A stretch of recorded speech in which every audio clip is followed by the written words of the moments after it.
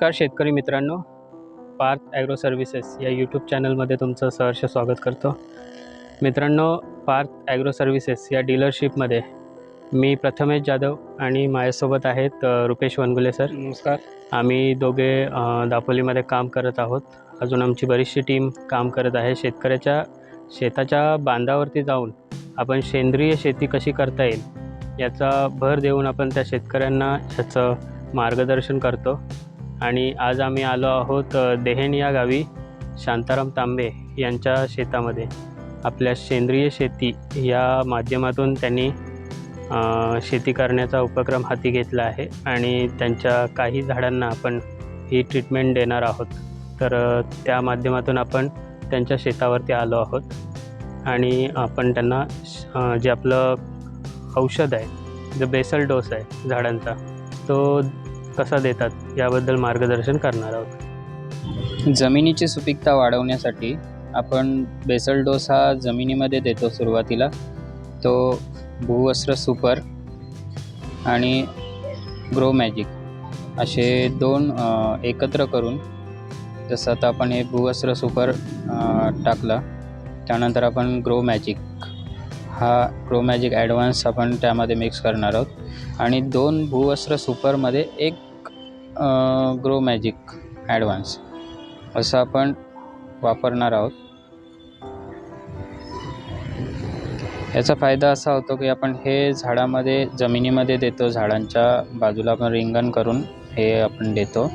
याचा उपयोग असा होतो की जमिनीमधून जे काही झाडांना प्रॉब्लेम्स येतात, जसं खोडकिडा लागतो, वाळवी लागते, तर यांना कंट्रोल करण्याचं काम हे करतं आणि बॅक्टेरिया तयार करतं जमिनीमध्ये.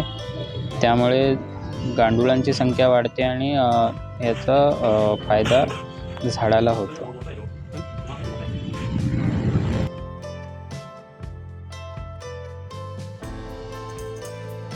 आता आपण हे ग्रो मॅजिक ॲडव्हान्स आणि भूवस्त्र सुपर हे सुपारीच्या झाडांना देणार आहोत.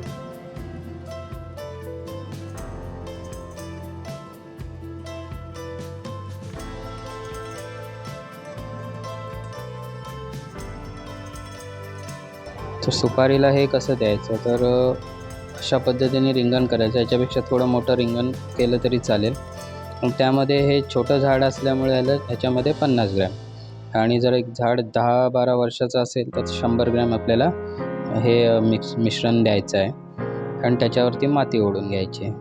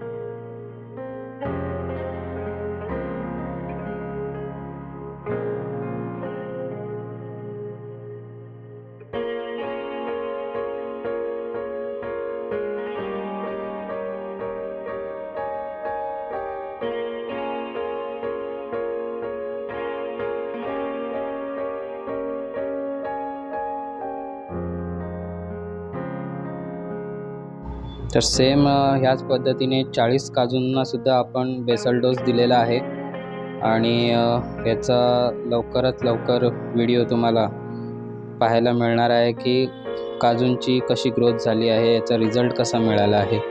तर आपल्या चॅनलला नक्की सबस्क्राईब करा आणि पुढील रिझल्टचे व्हिडिओसुद्धा आपण आपल्या चॅनलवरती टाकणार आहोत.